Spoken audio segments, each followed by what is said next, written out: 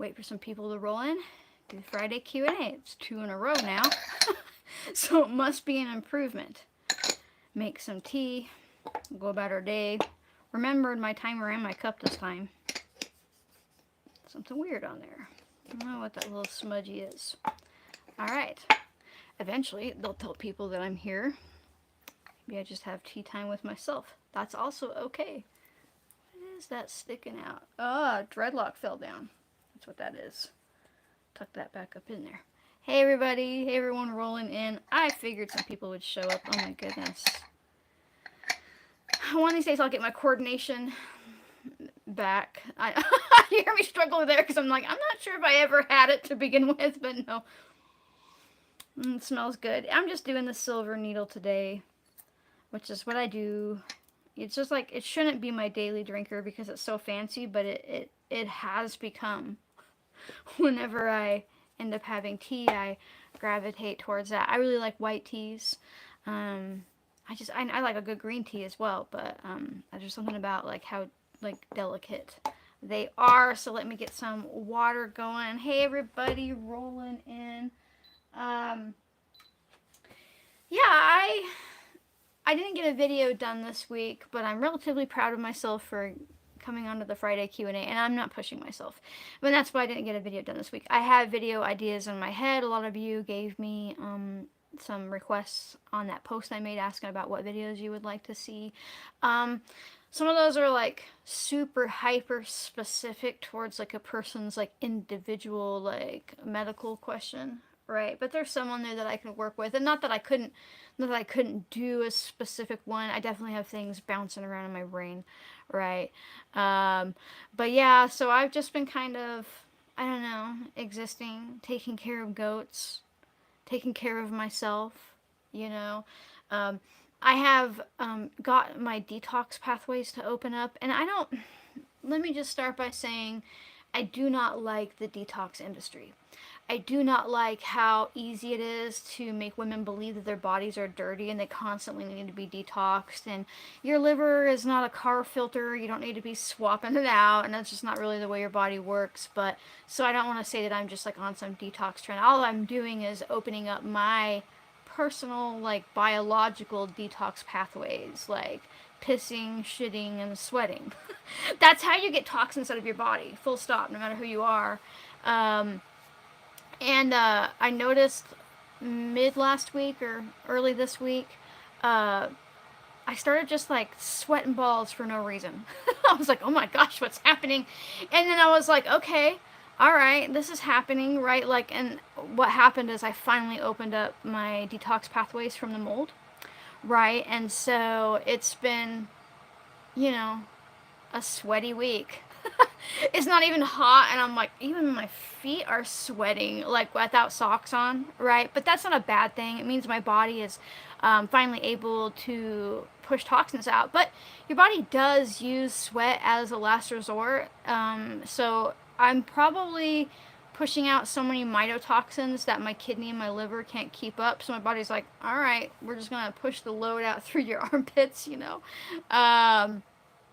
So yeah, that's what I've been going through, and I'm sure that caused sure that caused a ton of trolls in the comment section, and that's okay. That's all right. Bodies sweat, and if you're not sweating, that's a problem. Burger talking with a Burger King crown. uh, yeah. Fuck Jerry. I didn't even see what he said, but whatever he said. Jerry's probably really lonely.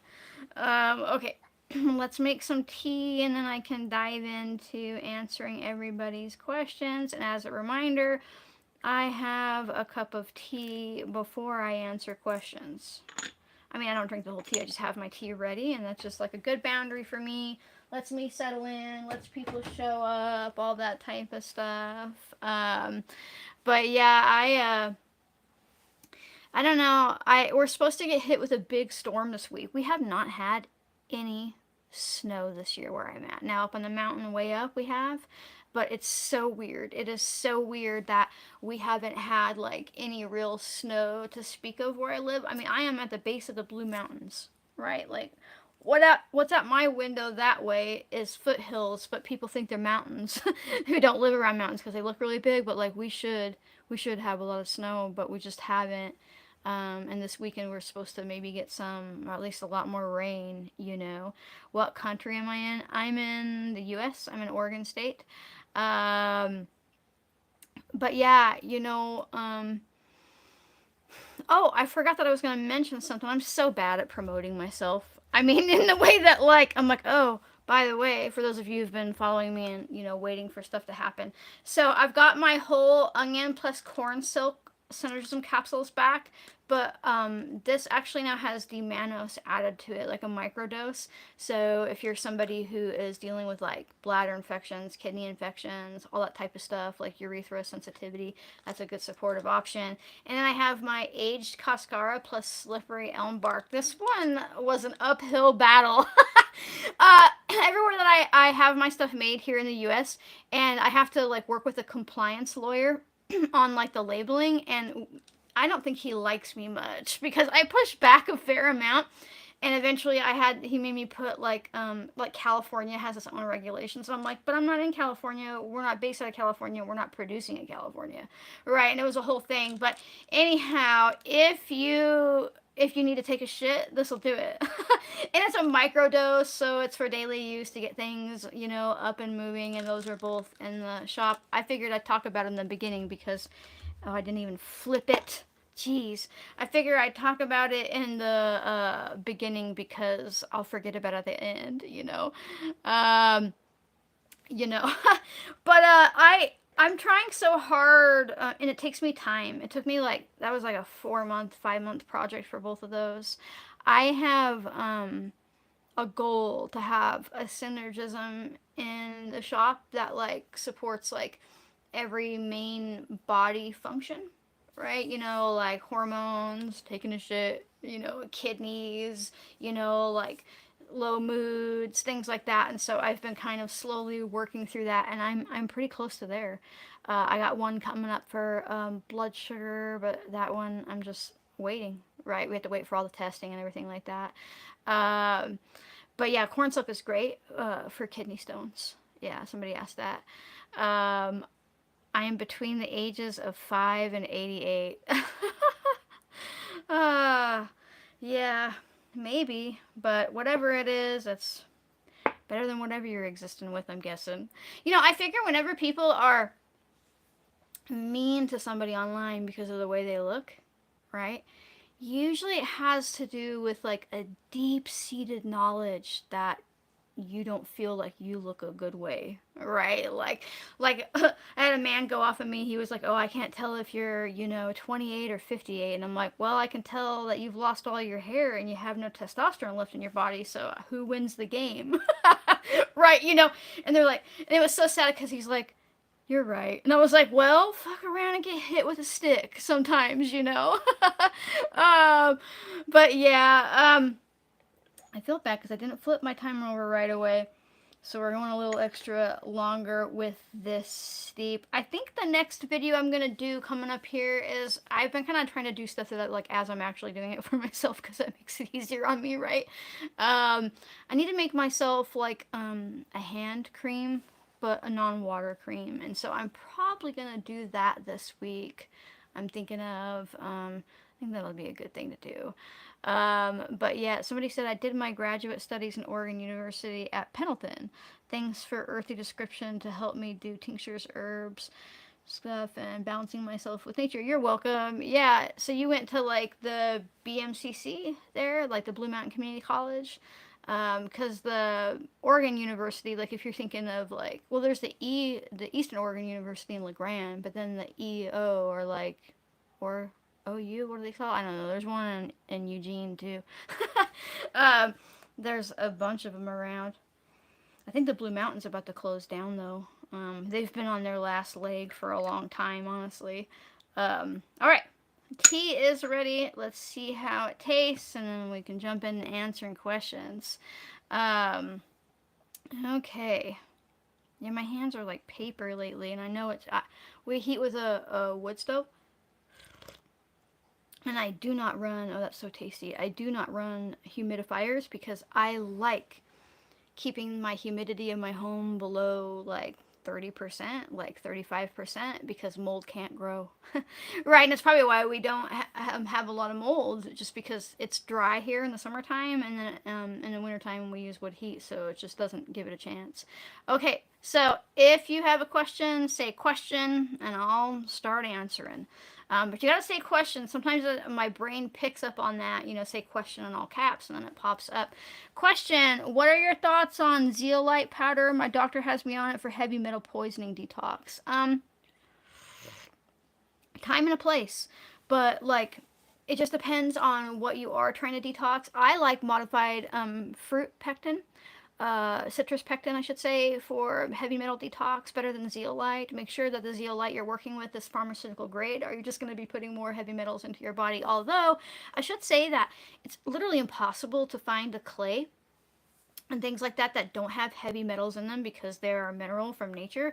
And like people freak out about lead, but like lead exists. It's more like don't eat the lead paint, right? Don't drink out of the lead pipes, right? But zeolites, I mean, it's not horrible. I would also just be making sure that like you're going to the bathroom at least once or twice a day, eating a lot of soluble fiber and things like that, because if you can't shit it out, right, then you are just like concentrating the heavy metals in your body even further, right? You have to be having your detox pathways up and running. Question: what herbs are good for nervous stomach, IBS? Thank you, Muchly. I really like catnip tincture for that, because like if you're going to the bathroom is related to anxiety, right? You kind of have to step back from that cycle that you probably get into before you end up inevitably shitting yourself, right? And so I really like catnip tincture for that. Now, of course, like a good like ginger root tincture, ginger capsules, all that stuff is really good for like calming down the stomach.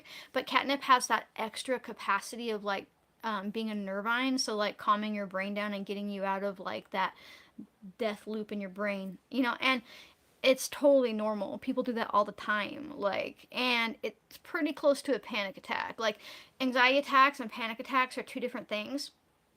But if your anxiety attacks are working up to the point where you're starting to like shit or vomit, you're edging closer to a panic attack. And so, like, starting to work on that parasympathetic nervous system and like work with nervines to like bring your nervous system back into check would probably go a long way. Question: can you talk about grass-fed beef liver capsules? I made some with my freeze-dried beef liver, and I know some information, but would love more information on that. Beef liver is great. I think I like the taste of liver, but like a lot of people don't. But also people don't know how to cook it. If you've ever taken beef liver and cooked it all the way till it's done and it's pasty and it tastes like minerals, well, that's because it's wrong.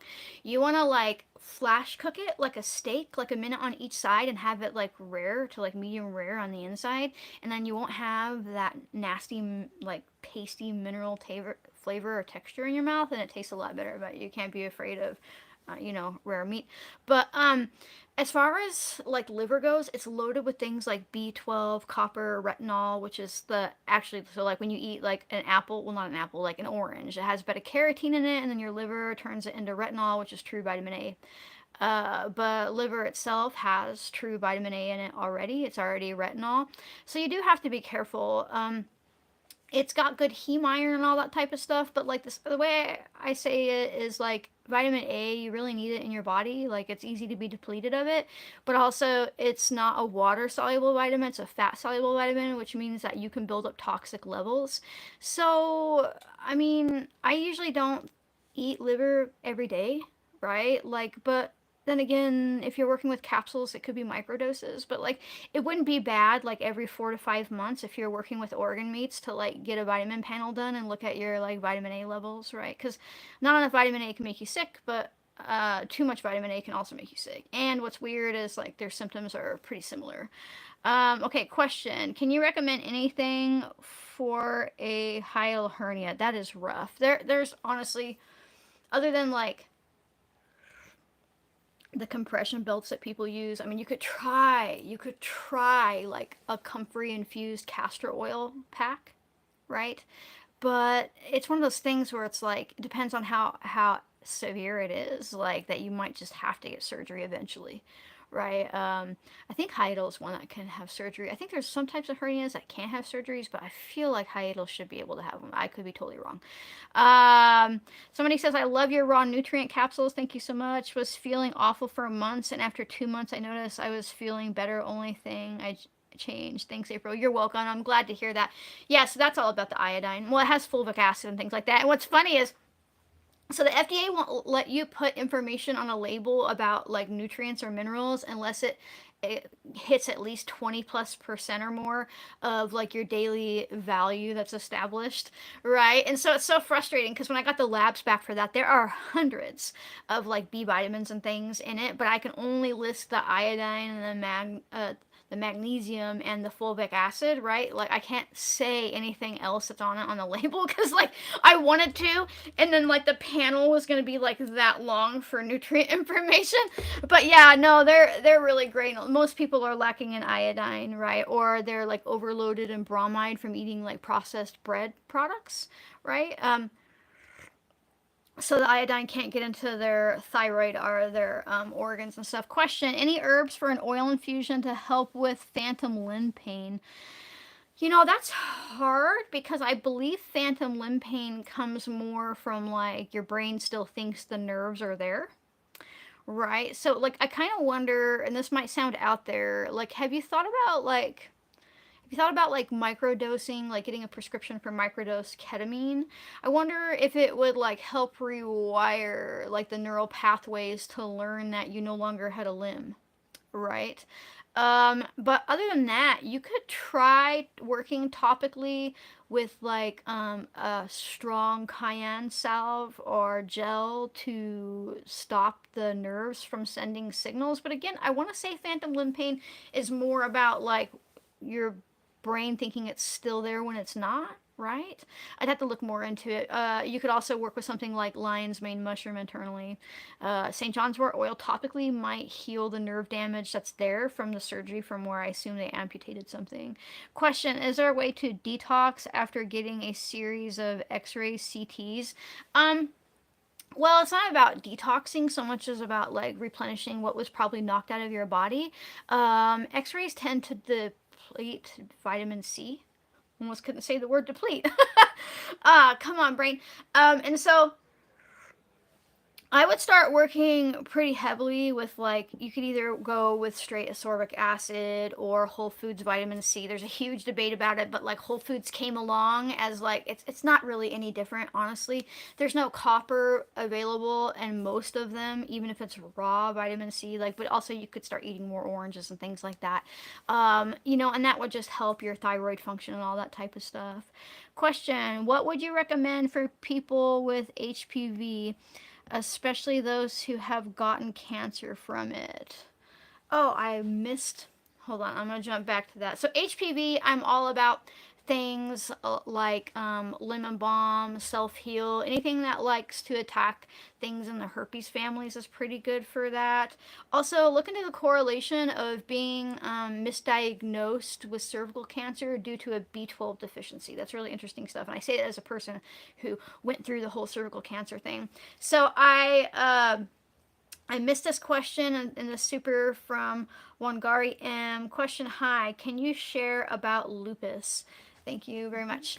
Um, uh, I've seen a lot of stuff where lupus could be linked to low dopamine, right? Like, where it starts like degrading and damaging like a lot of like your muscles and things like that. But I've also seen people talk about mold being misdiagnosed as lupus, right? There are a lot of similar symptoms, like even if you look at me right now, I don't have lupus, but I do have that butterfly right now because they say like if it's lupus that you have like that mark on your face, right? But mold does the same. So I would consider like continuing to dig. And I'm not saying that you don't have lupus, but it would be really interesting if like you did like a extensive mold panel on your home on your urine to see if you're dealing with mold toxicity, right?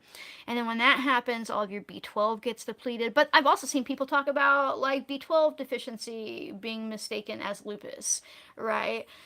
So that's something to just kind of like dig around in and look at. Thank you for the super, Jeffrey R. Question: looking for something to treat enlarged prostate. I really like fireweed for this. You could get a fireweed tincture. You could get fireweed to make tea out of, right? Some people also like saw palmetto, but I'm not that big of a fan of it. If I was going to be aggressive about it, I would work with fireweed like on a daily basis, and then uva ursi, on like UVAURSI, just like it sounds, uva ursi.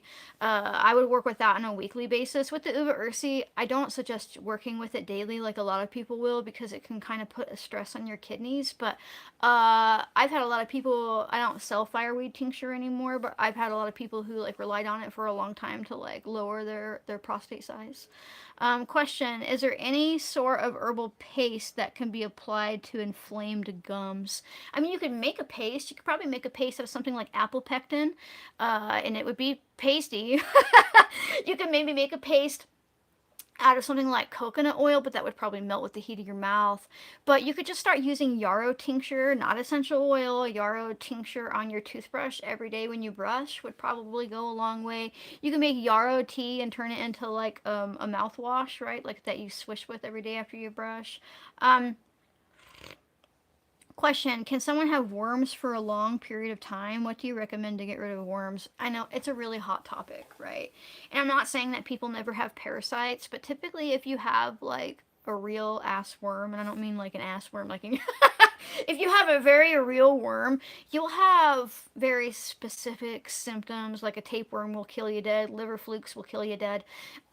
Now, I know a lot of people scoff and say that stool tests aren't accurate, but these days they've come a long way, and it's just important that if you get a stool test to find out that you have a worm or a parasite, that it's DNA based. So instead of attempting to find the physical worm or an egg, they actually look for like fragments of DNA.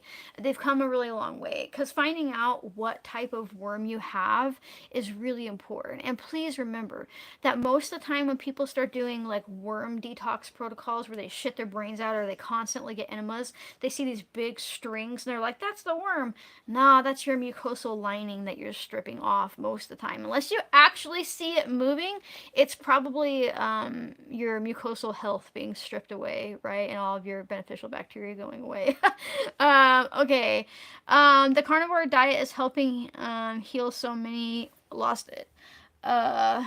So many people started in November 2024. It made PMS and restless leg go away.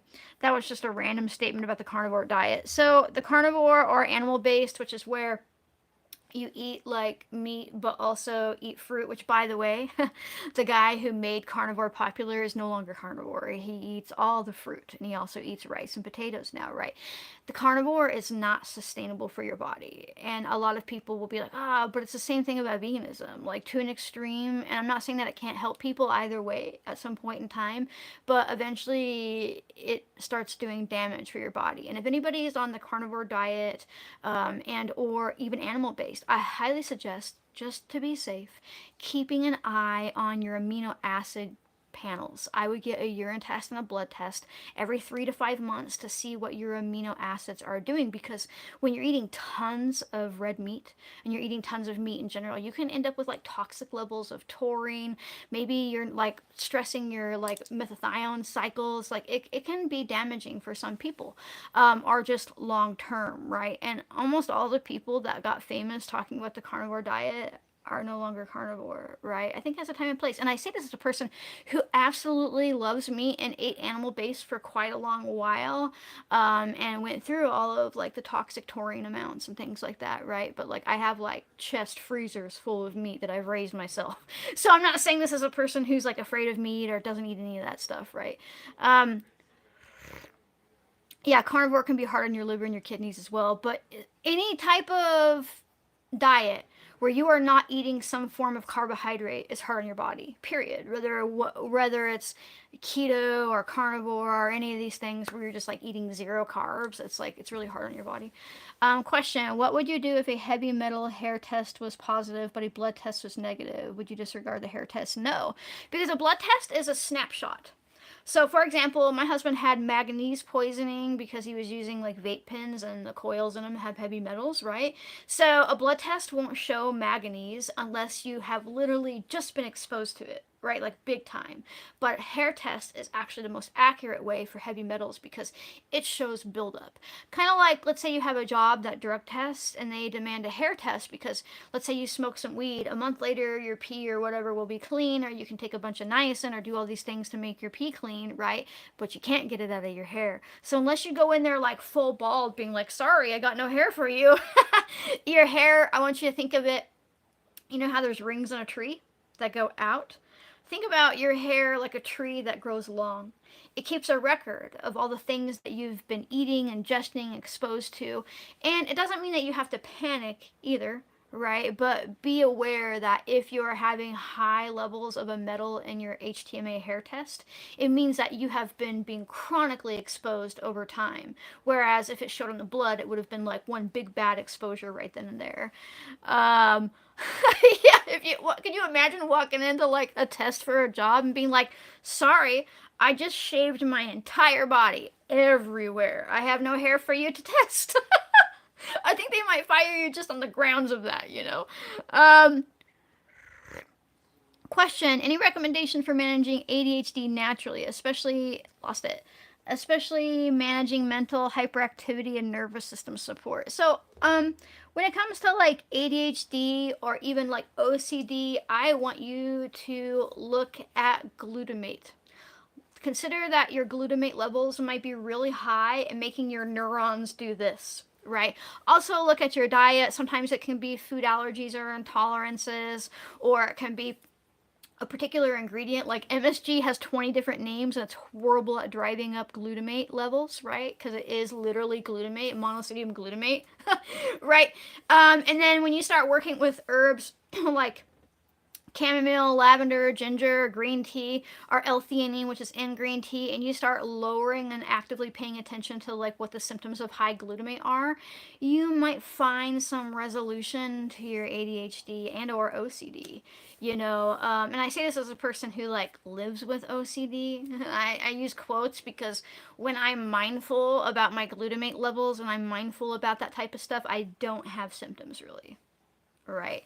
But a lot of people, when they think of OCD, they think of like shit you see in a movie where it's like they have to count everything. And some people are like that, don't get me wrong, but there's so many different subsets of OCD. Mine's all like rumination in my head and like touching the same spot all over again and like getting like this. And I don't mean like I have a song stuck in my head. I have like three words from the song in my head that do over and over and over and over. Right. It's fucking crazy. Okay, so question. For a long time marijuana user, how long to get a clean urine test? It depends on your body composition. So THC is stored in your fat. So it could take upwards of 4 to 5 months if you're heavier set. If you have a slow metabolism, you know, it depends on like how many times are you going to the bathroom a day because it binds to your bile, right? Like how well are your kidneys functioning, right? So it can take like just it really depends on the body. But like minimum, if you have been using it constantly, especially if you're using like isolates and dabs and shit, and you're not just smoking weed, you could look at like 3 to 4 months before it's completely out of your system, right? And it depends on the lab. And I haven't smoked weed anymore. I haven't smoked weed for oh gosh, 10, 15 years probably. I don't know. It stopped doing anything for me other than damaging my mental health. Get a fake urine or have a friend pee. It's faster. Yeah, fake urine is tested for now most of the time, by the way. And you don't know what the fuck your friend's up to. What if like a little bit of weed they would have let you pass, but your friend's been doing something, but also a lot of places they watch you pee now. They're not messing around when it comes to who they're hiring. My son just got a job and like the lady like came in the stall and watched him pee, for a job at a factory. Well, I mean it's a pretty like you have to like go through all this security to work at this place, but still. Um Question: family member's hair test was positive for mercury. Any idea where that may come from? He really doesn't eat fish. Check his fillings in his mouth. He probably has mercury fillings from the dentist. So let's see. Question: is there anything stronger, better than Mullein for asthma? A combination of something? Yeah, you could work with tiger's milk mushroom. I know that's a funny name for it, but that's what it's called. Tiger's milk mushroom, alongside of something like passion flower, even cordyceps mushrooms to increase your oxygen levels, would be stronger than mullein, and or could be used alongside of mullein. My son was diagnosed with asthma after like 2020 fires. Like, it was so bad here, we could not see the sun. It was wild. It was so bad. It was so bad, and he ended up getting asthma from it, and the fucking doctor was like, there's nothing you can do. You're just gonna have asthma for life. And I was like, but he wasn't born with it. He never had asthma before, right? And he's like, nothing you can do. It was like the guy. I'm like, just retire, guy. You're so obviously tired of your job. But I didn't accept that, and we started working with mullein, obviously. But then I did a bunch of research, and I was like, all right, well, let's try this tiger milk mushroom. And we did combine it with passion flower, and in about 3 months, his asthma was gone. You know. Now I don't know that that's the same for if you're born with it. Right, but it would at least be a supportive option, and it's been used for that for a long time. Question: does the omega-6 found in sea buckthorn oil outweigh the benefits? You know, I don't eat man-made PUFA oils when it comes to like rancid seed oils, right? But sea buckthorn oil, it's usually cold pressed. Like, if I was going to work with something like that, make sure that it's cold pressed, right? Because it's the heat that really can make it go rancid. But I don't think that nature makes a mistake. I think man makes a mistake all the time. I don't think nature ever intended for people to grow like thousands and thousands of acres of canola to get these like super miniature seeds that they smash into canola oil, right? Same thing for all of those seed oils. They're all produced in ways that nobody really would have done before in the volume that we're consuming them now, right? But when it comes to like the naturally occurring PUFA and things like sea buckthorn oil or like walnuts or whatever, there's something there that nature gives you that the man-made stuff doesn't, and that's vitamin E. So the problem with PUFAs is when you eat these polyunsaturated fatty acids, like in their rancid state, is they're highly oxidized, and they oxidize in your body, and they deplete you of all of your vitamin E, basically. That's why when people start wanting to, like, detox the PUFA oils out of their body, they work carefully and slowly with vitamin E, right? Because in nature, wherever the omega-6 and such exists, wherever the PUFAs exist, there is vitamin E. There's no vitamin E free walnut out there. The sea buckthorn is loaded with vitamin E, but it also does have a lot of beta carotene in it, and so I like sea buckthorn oil. I used to work with her pretty consistently, but then I discovered, for me on a personal level, I have a mutation that makes it hard for my body to turn beta carotene into retinol, which is what real vitamin A is. So it builds up in my body and it does damage. So while I still eat things that have beta carotene in it because I like color in my diet, right? I'm not gonna be like, oh, oranges are deadly, right? But like, I just choose not to put extra in if I can avoid it, right? Um, Somebody says, wow, you are as quick as ever. I have trouble following you. Good to see you again. Yeah. I don't know. I mean, I've been trying to tell my body how grateful I am for her ability to, like, Christ, like, I just, like, how do I function sometimes, like, while my body is, like, I swear to God, I'll be, like, dead, and I'll still be like, oh, yeah, you could consider working with this for that, right? Like, I don't understand how, but I do feel a lot better. I am, still having obviously like some like mental issues with like concentration and like word recall and things like that, but it is about a million times better than it was before I discovered the mold toxicity, right? And again, I'll say this because I know people will ask me. I will tell you everything that I'm doing once I've done it for myself and I see that it's long term impactful. Like, I want to see in a urine test those mold levels gone before I say anything. But also, I'm not dealing with black mold. I'm dealing with potulin, which comes from apples, which is a neurotoxin, and DON, which is like a neurotoxin.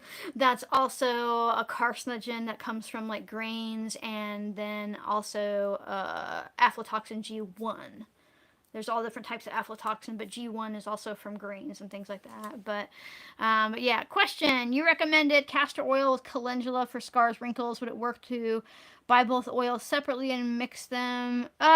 Yeah, if you want to. I would just look into the oil that the calendula has been made with, right? If it's something nasty like grapeseed oil or canola oil or, things like that, it can actually cause inflammation on your skin. Whereas if you're working with castor oil and or avocado oil, you could end up helping reducing the scar tissue, right? Because if you're causing inflammation, those skin cells aren't going to heal. But you should probably be able to find like at least an olive oil one, something like that. Thank you so much for the super, Reina. Can you let's see. Oh, can you direct me to your post on coming off of benzos? I tried to help a friend who is trying to come off of Xanax after 8 years. You have to go to my Instagram account and just scroll way back to the beginning, and there it all is. And so it's more like a journal than like a direction of how to get off, right? I want to say there was a Q&A about it though, and I could not tell you which one it was. There are so many of them. There are so many of them, but I believe I would have talked about, I probably would have talked about like Amanita. Amanita mushroom, right? And I didn't know about it then, but if I would have known about it, but also I'm conflicted because then I wouldn't have gone through what I had to go through to become who I am, and that type of, fucking moral quandary. What would I use for frostbite? That's rough. Well, I hope you've seen a doctor to figure out what degree of frostbite it is, because that shit will turn into gangrene fast, so don't fuck around.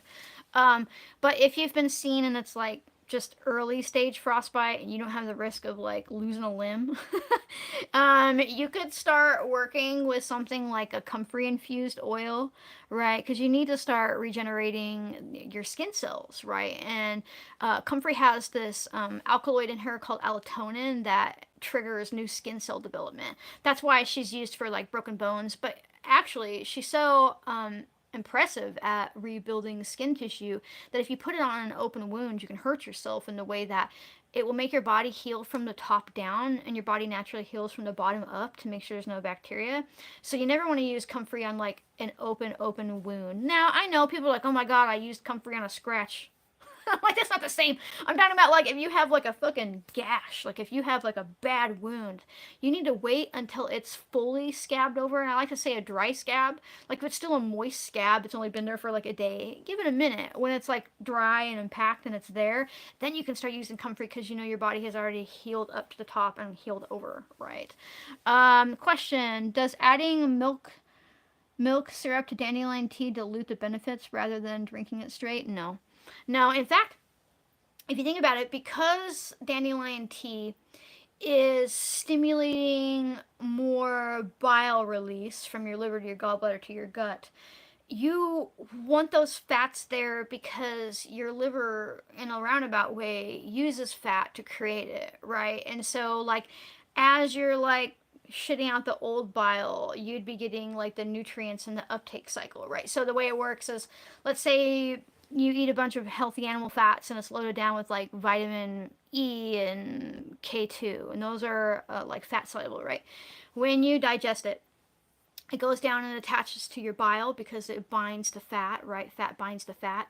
And then as it goes down your digestive tract, just before you like shit everything out, your body essentially shunts the bile back up into your liver, to your gallbladder, and your stomach. So it's like this big circle, right? And your liver, by the way, catches nutrients and then puts them into your blood. So it's more of a nutrient catch than a trash filter like people think it is, right? And so basically, as you're taking in new fatty vitamins with like the milk that you're adding, right? It is replacing what you're potentially losing because it doesn't all cycle through. Because when you are stimulating new bile, you're getting rid of old bile, which will inevitably have vitamins attached to it, right?